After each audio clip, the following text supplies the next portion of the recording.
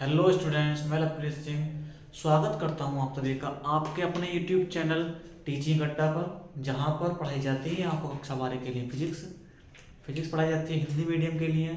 इससे पहले कि हम आपके 2 लेक्चर पूरे कर चुके हैं, यानी कि 2 क्लासेस आपकी हो चुकी हैं, जिसमें हमने पहली क्लास इंट्रोडक्शन क्लास रखी थी। सेकंड क्लास में हमने जो है अपना आपका फिजिक्स का पहला चैप्टर को वैद्युत आवेश तथा क्षेत्र को शुरू किया था, जिसमें हमने कुछ चीज़ें डिस्कस की थी। उसके आगे की आज क्लास 3। इस क्लास 3 में हम आज थोड़ा डिस्कस करेंगे। कल हमने कूलॉम के नियम के बारे में थोड़ी बात की थी, जिसको हम आगे आज कंटिन्यू करने वाले हैं। तो आइए देखते हैं कि कूलॉम के नियम को हम किस प्रकार से आगे और थोड़ा संशोधित कर सकते हैं। ठीक है, तो हमने पढ़ा था कि कूलॉम का जो बल था वो क्या था कि यदि हमारे पास निर्वात में 2 विद्युत आवेश स्थिर आवेश उपस्थित हैं, यानी बिंदु ए और बिंदु बी मान लिया।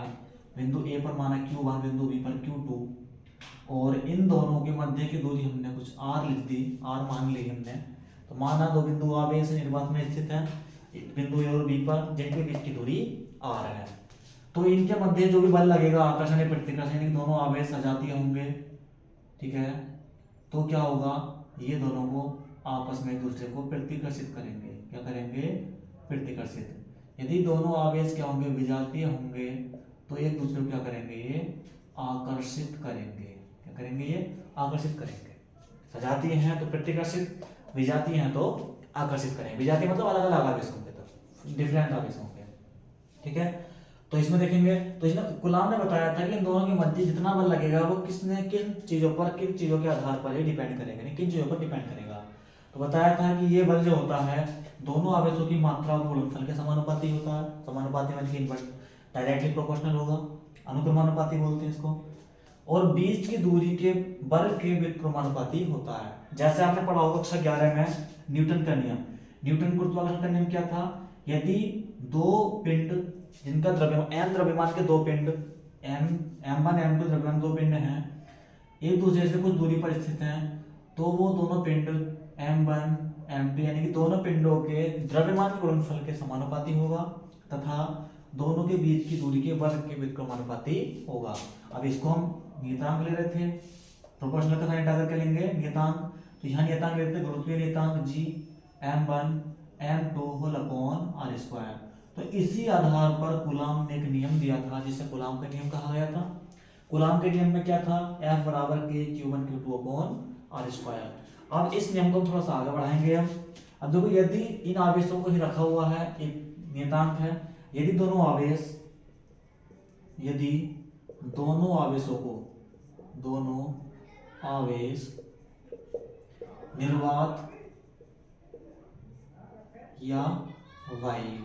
निर्वात या वायु में स्थित हो, तब हम क्या करेंगे?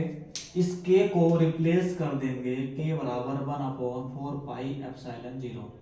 k को रिप्लेस कर देंगे 1/4 पाई एप्सिलॉन 0 से, क्योंकि 1/4 पाई एप्सिलॉन 0 की जो वैल्यू होती है वो भी 9 गुणा 10 की घात 9 ही होती है, 10 की पावर 9, यानी कि इसकी वैल्यू भी इतनी होगी जितनी k की होती है। तो क्या हम इसके स्थान पे से रिप्लेस कर सकते हैं? तो समीकरण 1 में रख देंगे इसको। समीकरण 1 में रखेंगे तो कितना क्या आएगा हमारे पास, क्या प्राप्त होगा हमें? तो हम पाएंगे कि F बराबर 1/4 pi epsilon 0 Q1 Q2 upon r square. ये क्या होगा हमारे पास? कूलॉम का नियम में यदि दोनों आवेश क्या हो? निर्वात में स्थित हो, तो वो जो बल लगेगा वो इन भौतिक राशियों पर डिपेंड करेगा, यानी कि इसको हम यहाँ रख सकते हैं, जहां लिख देंगे, जहां इसमें एक नियतांक है एप्सिलॉन नॉट, जहां एप्सिलॉन नॉट क्या है? निर्वात की विद्युतशीलता। एप्सिलॉन नॉट निर्वात की विद्युतशीलता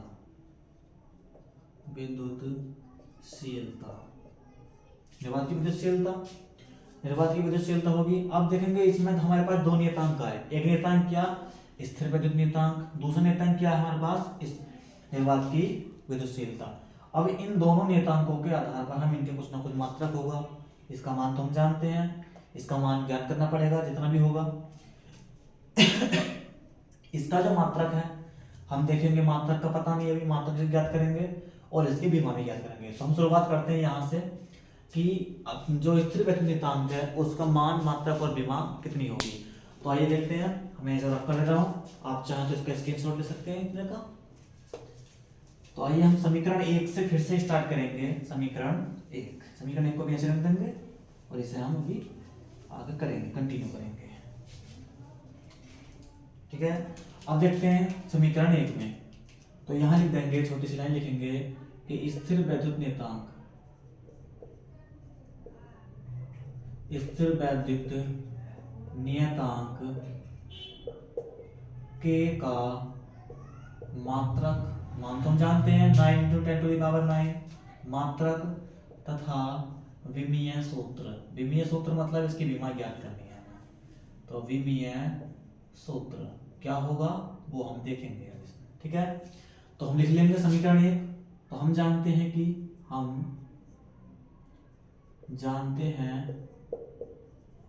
क्या जानते हैं कि F, इसका मात्रक कितना न्यूटन होता है, हम जानते हैं बल का मात्रक तो न्यूटन होगा, लिख देंगे न्यूटन, NEWTON, बल का मात्रक क्या होगा, न्यूटन। अब यह लिखेंगे, हम जानते हैं कि F बराबर K Q1 Q2/r²। F equal कितना होगा, K Q1 Q2/r²। ये कर लेंगे। हमें किसका मान, मात्रक और विमा किसकी ज्ञात करनी है, K की।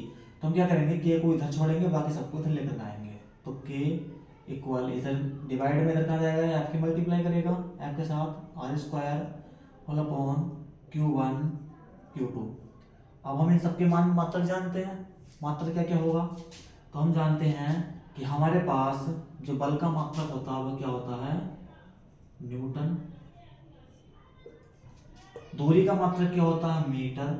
दूरी को हम मीटर मापते हैं और मीटर पे स्क्वायर है तो क्या करेंगे, मीटर स्क्वायर अपॉन Q1 यानी कूलाम। Q क्या है, आवेश है, और आवेश का मात्रक कितना होता है, कूलाम। दूसरे आवेश का मात्रक भी कितना होगा, कूलाम। ये होगा। अब इन आवेशों को थोड़ा सही करेंगे तो इसका मात्रक क्या आएगा, न्यूटन मीटर स्क्वायर प्रति कूलाम स्क्वायर। ऐसे लिख सकते हैं या फिर थोड़ा सा लिख सकते हैं, न्यूटन मीटर स्क्वायर और कूलाम इनवर्स 2, कूलाम इनवर्स 2। तो ये दोनों क्या होंगे, जो हमारा स्थिर वैद्युत नियतांक K है उसका क्या होगा, ये मात्रक होगा। यानी कि इन दोनों को हम इस तरीके से लिख सकते हैं, इस मात्रक को ऐसा भी लिख सकते हैं और ऐसे भी लिख सकते हैं, दोनों मात्रक भी ठीक है। अब इसमें हम क्या करेंगे, अब इसके हमने इसका मात्रक तो निकाल कर लिया है, अब इसका देखना है विमीय सूत्र। विमीय सूत्र कैसे ज्ञात करेंगे वो देखेंगे। तो आइए देखते हैं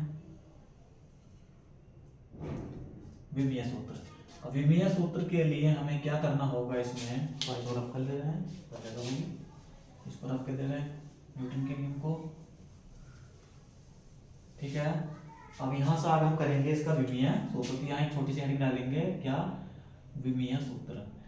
यहाँ लेंगे विमीय सूत्र।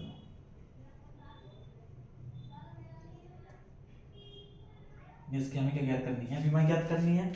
अब विमीय सूत्र ज्ञात करने के लिए कहाँ जाएंगे, हम इसी मात्रक पे जाएंगे जो इसका मात्रक ज्ञात करा। मात्रक क्या है, newton.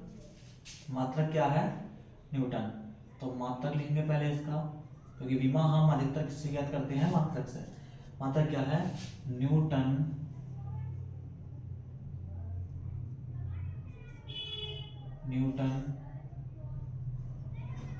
Metre square upon coulomb square. ये सबकी बीमार रखनी है हमें। तो सबकी अगर हम बीमार रखेंगे यहाँ पर तो क्या आएगा, न्यूटन क्या है, बल का मात्रक, और बल की बीमा क्या होती है, MLT इनवर्स 2। ठीक है, दूरी, मीटर क्या है, दूरी की बीमा क्या होती है, लंबाई यानी कि L, और घात 2 है तो L स्क्वायर, ये हो जाएगा। दूसरा कूलाम क्या है, आवेश का मात्रक, और आवेश की बीमा होती है AT। और इसमें दोनों पे स्क्वायर है तो ए स्क्वायर और टी स्क्वायर हो जाएगा। अब इन सबको हम व्यवस्थित करेंगे, एक साथ करेंगे। तो यहाँ दो एल ये हैं, एक एल ये, दोनों की मल्टीप्लाई होगी तो पावर दोनों की ऐड होगी। तो M L three T inverse two ये होगा। और इस ए स्क्वायर टी स्क्वायर को जब हम मल्टीप्लाई में लाएंगे ऊपर, इसे ला लिख सकते हैं। तो ए इनवर्स टू और टी इनवर्स टू लिख सकते हैं। और इन सबको हम जब एक साथ फिक्स करेंगे तो क्या आएगा इनका, तो M L three T inverse four, दो पावर ये माइनस दो पावर ये और माइनस दो पावर ये, और ए इनवर्स टू, ये क्या हो गई इसकी विमा हो गई। इसके विमीय सूत्र होगा ये, जो हमारा स्थिर वैद्युत नियतांक किया था के था, उसका मात्रक तो हमने निकाला था, ये क्या किया था। और इसका जो विमीय सूत्र है वो कितना है, M L cube T inverse four और ए इनवर्स टू। तो इन सबको हम इस प्रकार से फाइंड आउट कर सकते हैं, इसका ड्राइव कर सकते हैं। उम्मीद करता हूँ कि आपको बहुत अच्छा लगा होगा और आपको समझ भी आया होगा।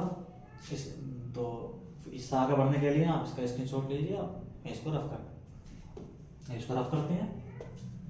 आप चाहे तो इसका स्क्रीनशॉट ले सकते हैं, ठीक है, ले लिया होगा। आगे बढ़ते हैं आगे, इसमें क्या है।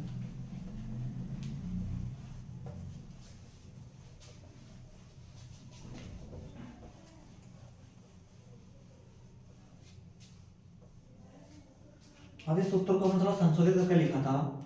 संशोधित करके क्या लिखा था कि के स्थान में लिखा था 1/4 पाई एप्सिलॉन 0 और Q1 Q2 whole upon R square, ये होता है इसकी वैल्यू, ठीक है। अब हमारे पास एक नियतांक और आया, क्या नियतांक है, वो है एप्सिलॉन 0, क्या है, निर्वात की विद्युतशीलता। अब इस निर्वात की विद्युतशीलता को हम किस प्रकार से फाइंड आउट करेंगे। इसका हमने इस नियतांक का तो मान मात्रा को मान तो जानते हैं इसका 9 × 10⁹, लेकिन इसकी विमा और मात्रक हमने अभी करा था, सॉल्व करा था, कैसे ज्ञात करेंगे। अब हम करते हैं इस एक दूसरे नियतांक का, यानी कि क्या है, स्थिर वैद्युत निर्वात की विद्युतशीलता, निर्वात की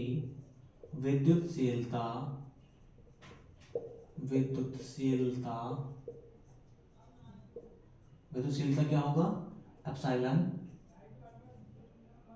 क्या बोलेंगे इसको हम, एप्सिलॉन 0, एप्सिलॉन 0 का इसका मान भी हमें ज्ञात करना होगा। सॉरी, मान लिखेंगे, मान, मात्रक, और इसकी विमा भी हमको ज्ञात करनी है। और इसकी क्या होगी, विमा, यानी विमीय सूत्र। तीनों एक एक करके हम 1 बाय 1 के फाइंड आउट करेंगे। कैसे करेंगे देखते हैं अभी, ठीक है। तो हम सबसे पहले से क्या करेंगे, मान, तो लिख देंगे इसका एप्सिलॉन नॉट का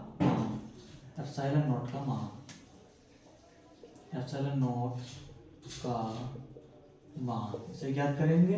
कैसे करेंगे, तो हम जानते हैं कि, क्या जानते हैं, हाँ लिखेंगे, हम जानते हैं कि, हम क्या जानते हैं कि 1/4 pi epsilon not, 1/4 pi epsilon not, इसकी जो वैल्यू होती है वो 9 × 10⁻⁹ कितनी होती है, 9 होती है, ये होती है। हमें वैल्यू किसकी फाइंड आउट करनी है, एप्सिलॉन नॉट की, इसकी फिक्स वैल्यू होती है। अब इसकी वैल्यू फाइंड आउट करने के लिए क्या करेंगे, 9 × 10⁻⁹ को अपॉन में लाएंगे, इसको ले आएंगे मल्टीप्लाई में। तो इसे जो इधर लेके जाएंगे, तो इसे जब अपॉन में लाएंगे तो कितना होगा, epsilon nought equal 1/4 pi into 9 × 10⁻⁹ कितनी होगी, 9। और जब हम इन सबको सोल्व करेंगे, यानी कि एप्सिलॉन 0 इक्वल, तो पाई की वैल्यू रखेंगे तो कितनी होगी, 7/4 × 22 × 9 × 10⁻⁹ कितनी होगी, 9। इस सबको सोल्व करके हम ज्ञात करते हैं, तो यहाँ पर हमें वैल्यू फाइंड आउट हो जाती है। वो क्या होती है, 8.85 × 10⁻⁻12 कितनी होगी, -12। ये क्या होगी इसकी वैल्यू, किसकी, एप्सिलॉन नॉट की वैल्यू। हमने क्या ज्ञात करी यहाँ पर, एप्सिलॉन नॉट की वैल्यू। अब देखेंगे इसका मात्रक कितना होगा, मात्रक पे चलते हैं। तो मात्रक ज्ञात करने के लिए हमें क्या देखना पड़ेगा, ये हमने इक्वेशन 2 मान ली थी, 2 ली थी, तो इक्वेशन 2 पे जाएंगे, तो इक्वेशन 2 पे पहुंचेंगे तो वहां से ज्ञात करेंगे, देखेंगे कैसे करेंगे। तो चलते हैं अब समीकरण 2 से। तो एप्सिलॉन नॉट का हेडिंग डालेंगे यहाँ पर, एप्सिलॉन नॉट का मात्रक, क्या करेंगे, एप्सिलॉन नॉट का मात्रक, एप्सिलॉन नॉट का मात्रक। और मात्रक से हम क्या बनाते हैं, विमीय सूत्र बनाते हैं। तो मात्रक क्या है इसमें, एप्सिलॉन नॉट का मात्रक जो भी होगा ज्ञात करेंगे। तो समीकरण 2 से हम जानते हैं कि, या फिर से लिखेंगे, हम जानते हैं कि समीकरण 2 कहाँ पर है, ये वाली समीकरण 2 से क्या है, F equal 1/4πε0 Q1 Q2 whole upon R², ये आएगा।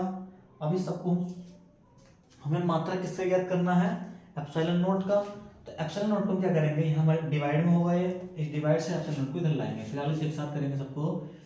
तो F इक्वल 1/4 यानी Q1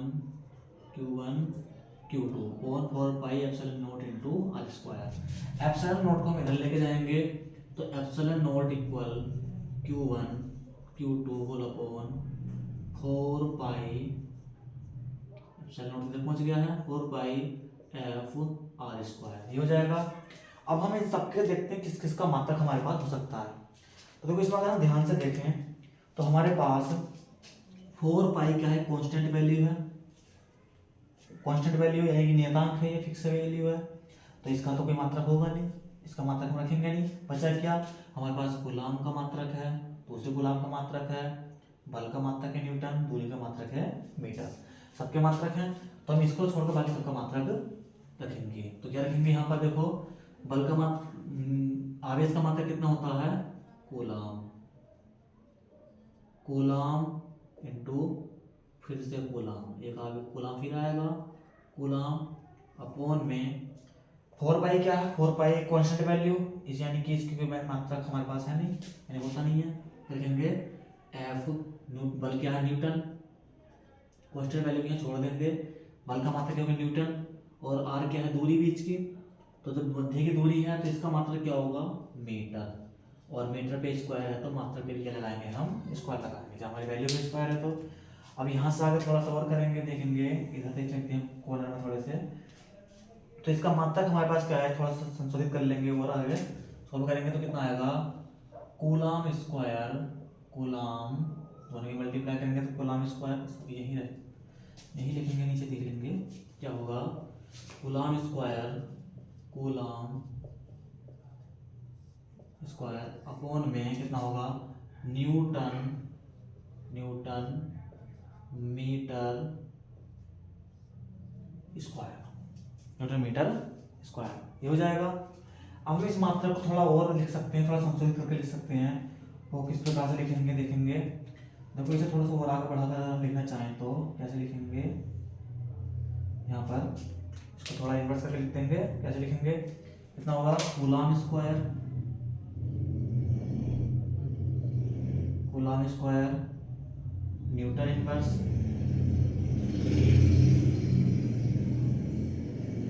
न्यूटन इनवर्स और मीटर इनवर्स 2, ये क्या होगी, एप्सिलॉन नॉट का क्या होगा, ये मात्रा होगा, किसका, ये एप्सिलॉन नॉट का मात्रक होगा, इसका होगा एप्सिलॉन नॉट का मात्रक। अब देखो इसका हमने मान ज्ञात कर लिया, मात्रक ज्ञात कर लिया, अब हमें क्या करना है, इसका विमीय सूत्र ज्ञात करेंगे। तो विमीय सूत्र के लिए हम क्या करेंगे, देखो विमीय सूत्र हम इस कॉर्नर में थोड़े से कर देते हैं।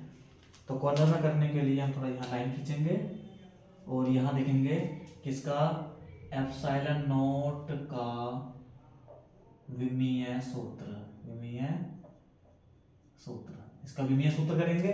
तो विमीय सूत्र के लिए हम क्या करेंगे, देखो थोड़ा सा, तो विमीय सूत्र के लिए हमें क्या चाहिए, एप्सिलॉन नॉट क्या चाहिए होगा हमें, मात्रक चाहिए होगा। तो मात्रक लिखेंगे इसका, तो मात्रक क्या है, इसे लिख लो या फिर इसे लिख लो, तो इसको लिखेंगे हम सबसे सुविधाजनक जो होगा। तो क्या मात्रक है इसका, coulomb square whole upon newton metre square. तो कूलाम की वैल्यू कितनी होती है, ए स्क्वायर टी स्क्वायर हो जाएगी, यानी दोनों पे स्क्वायर तो स्क्वायर लगाएंगे। मात्र जो भी विमा होती है, न्यूटन की जो विमा होती है वो कितनी होती है, एम एल टी इनवर्स 2 होती है, ये लिखेंगे। और मीटर यानी दूरी की विमा कितनी होती है, एल होती है, और दोनों पे स्क्वायर है तो स्क्वायर लगाएंगे इस पर। जब हम इस सबको सोल्व कर लेंगे ऊपर ले जा करके, तो ये बनेगा हमारे पास ए स्क्वायर टी स्क्वायर, ये होगा। फिर एम इनवर्स, वही दोनों की मल्टीप्लाई करेंगे तो एल इनवर्स 3 और टी स्क्वायर, ये बनेगा। इससे थोड़ा सा हमें जगह की थोड़ी कमी हो गई है, इसमें क्या करेंगे, इसको हम थोड़ा नीचे लिख देंगे। अभी फिलहाल हम इसको यहाँ लिख रहे हैं, यहाँ थोड़ा नीचे करेंगे, इसको जगह बनाने के लिए यहाँ करेंगे। तो इसे एक साथ करेंगे, कितना होगा, ध्यान रखना सबसे पहले हमें द्रव्यमान, फिर दूरी, फिर समय, फिर उसके बाद विद्युत धारा, फिर अदर जो भी हमारे क्वांटिटी होती है उनके आधार पर विमा को लिखा जाता है। तो सबसे पहले एम है, यानी कि जिस क्रम में मैं लिख रहा हूँ इसी क्रम में इसको लिखा जाएगा, एम इनवर्स एल इनवर्स 3 और टी 2 ये है, टी 2 ये है, तो टी 4 टी की पावर 4 होगी, और ए स्क्वायर ये हो जाएगा। ये क्या होगा इसका बीमीय सूत्र, इसका फॉर्मूला में लिख देंगे, क्या होगा, इसे लिख देंगे थोड़ा सा नीचे करके, क्या होगा, कूलाम स्क्वायर न्यूटन इनवर्स और मीटर इनवर्स 2, ये क्या है इसका मात्रा, ठीक है। उम्मीद करता हूँ कि अभी तक जो हमने बताया है कि आपको अच्छे से समझ में आया होगा, आपको समझाने में हम कामयाब रहे होंगे थोड़ा सा, ठीक है। ये क्या है, एप्सिलॉन नॉट का मात्रक, एप्सिलॉन नॉट का मान कितना, 8.85 × 10⁻12। दूसरा एप्सिलॉन नॉट का मात्रक ये है। तीसरा क्या है, एप्सिलॉन नॉट का विमीय सूत्र क्या है इसका, ये है। तीनों चीजें आज हमने फाइंड आउट करी, आप चाहे तो इसका स्क्रीनशॉट ले सकते हैं। बाकी हम बढ़ते हैं आगे की तरफ, आगे बढ़ेंगे और इसको हम रफ कर देंगे, ठीक है। तो रफ कर देंगे इसको हम,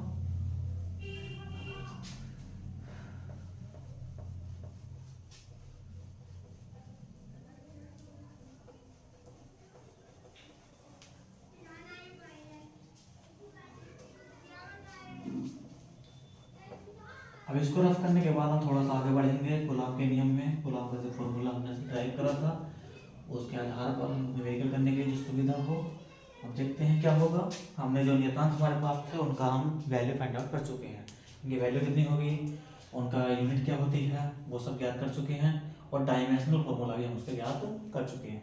अब देखते हैं, अब देखो यहाँ पर क्या था, हमारे जो आवेश थे यहाँ पर पता नहीं था कहाँ रखे हुए हैं, निर्वात में है, कहीं भी रखे हुए हैं, एक दूसरे से आर दूरी पर हैं। दो आवेश है बिंदु ए और बी पर, कुछ दूरी है उनके बीच में आर, और उनके बीच में दूरी आर है, और तो वो किसके गुणनफल के, यानी कि दोनों आवेशों के गुणनफल के समानुपाती, और बीच की दूरी जो भी होगी उसके वर्ग के व्युत्क्रमानुपाती होगा। जिसके लिए हमने जो क्या करा था, समानुपाती का साइन हटाया था, उसमें क्या कहते हैं नियतांक के ले लिया।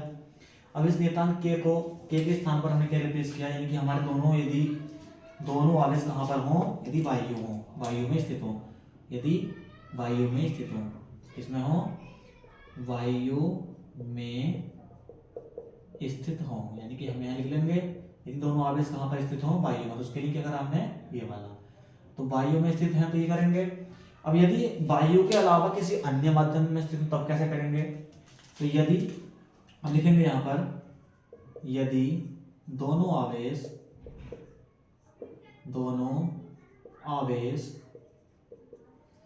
के परावैद्युतांक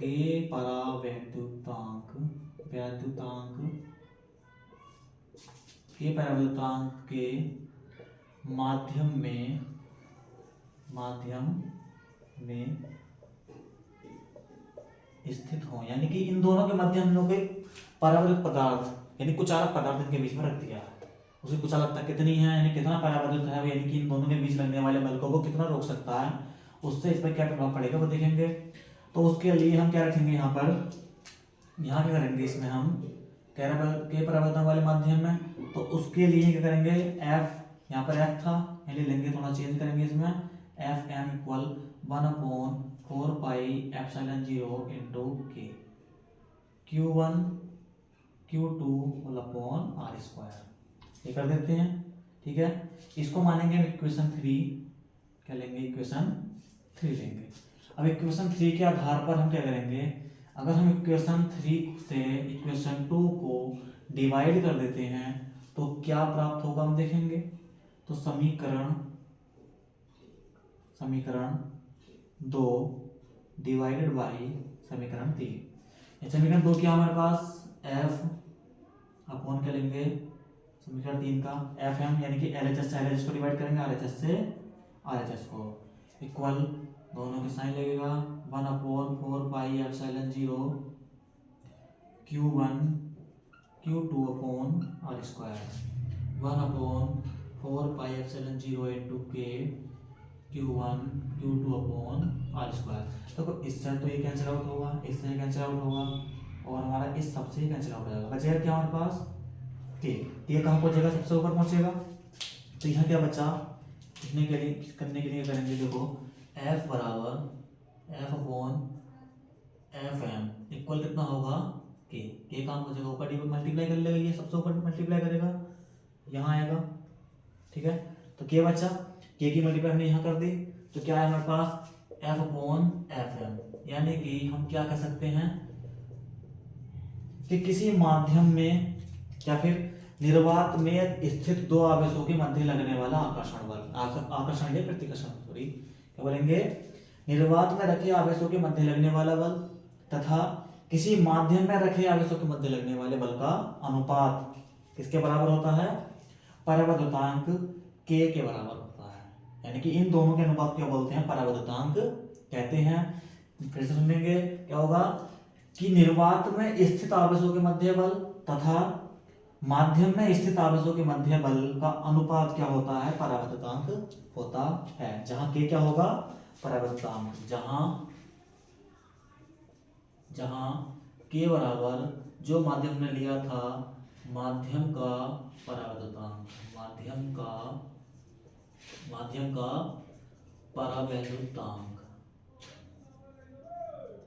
परावर्तनांक।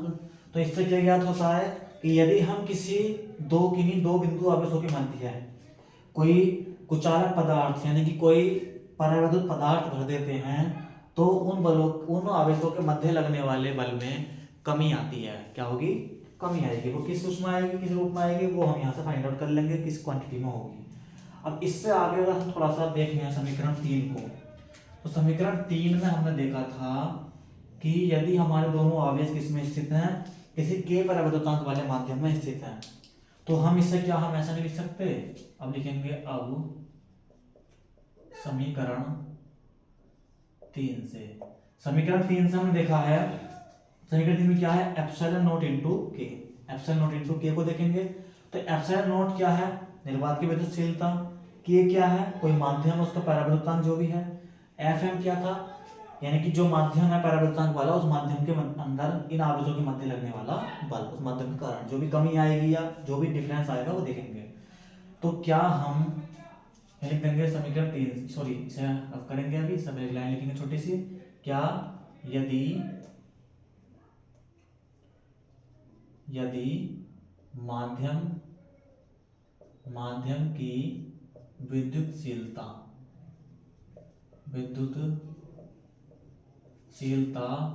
एप्सिलॉन हो, कितनी हो, एप्सिलॉन, ये हो भी यहाँ लिखेंगे, एप्सिलॉन हो,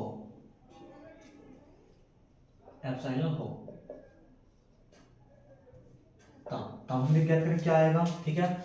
तो हम क्या कर सकते हैं, क्या हम इस एप्सिलॉन नॉट और के को क्या एप्सिलॉन के बराबर नहीं कर सकते, ठीक है। तो एप्सिलॉन नॉट को एप्सिलॉन के बराबर लिख देंगे, अपन में ले आएंगे, तो के बराबर क्या होगा, एप्सिलॉन अपॉन एप्सिलॉन नॉट, यानी कि यहां से फिर से हमें क्या फाइंड आउट हुआ कि माध्यम की विद्युतशीलता तथा निर्वात की विद्युतशीलता का क्या होगा, अनुपात, माध्यम की विद्युतशीलता तथा निर्वात की विद्युतशीलता का अनुपात क्या होता है, परावैद्युतांक के बराबर होता है। क्या होता है? परावैद्युतांक के होता है। किसी माध्यम की विद्युतशीलता तथा निर्वात की विद्युतशीलता का अनुपात परावैद्युतांक के होता है। तो लिख दे रहा हूँ थोड़ा सा, क्या लिखेंगे यहाँ पर? माध्यम अतः लिखेंगे अतः माध्यम की विद्युतशीलता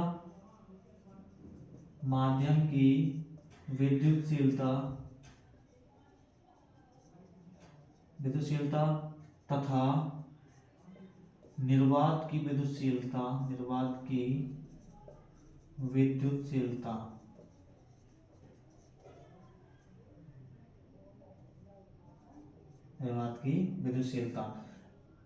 माध्यम की विद्युतशीलता हमने मान ली क्या थी हमारे पास? एप्सिलॉन। क्या है? एप्सिलॉन है, ठीक है। और निर्वात की विद्युतशीलता कितनी है हमारे पास? Epsilon naught. एप्सिलॉन नॉट का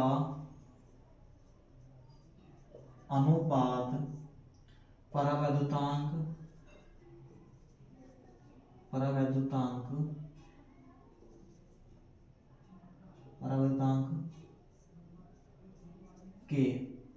के बराबर, अनुपात परावैद्युतांक के बराबर होता है। और ये क्या है? इनके मध्य एक संबंध है। ये क्या है? इनके मध्य एक रिलेशन है, संबंध है। ये क्या है? संबंध है। क्वेश्चन आ जाता है माध्यम की विद्युतशीलता, निर्वात की विद्युतशीलता तथा परावैद्युतांक के में संबंध बताइए। तो संबंध कैसे बताएंगे? यदि ऑब्जेक्टिव विकल्प हमारे पास आ जाए, पेपर में हमें मिल जाए, तो हम क्या करेंगे? उसमें इस तरीके से इसको ड्राइव कर सकते हैं। ठीक है, आज के लिए बस इतना ही। कल से करेंगे इसके ऊपर न्यूमेरिकल। ठीक है, उम्मीद करता हूँ आपको बहुत अच्छा समझ में आया होगा। इसके लिए चाहे आपका सपोर्ट बना रहे, इसलिए हम अच्छा से अच्छा कंटेंट लाने की कोशिश कर रहे हैं। आप लोगों का बहुत बहुत धन्यवाद। जय हिंद, जय भारत। आज के लिए बस इतना ही। ठीक।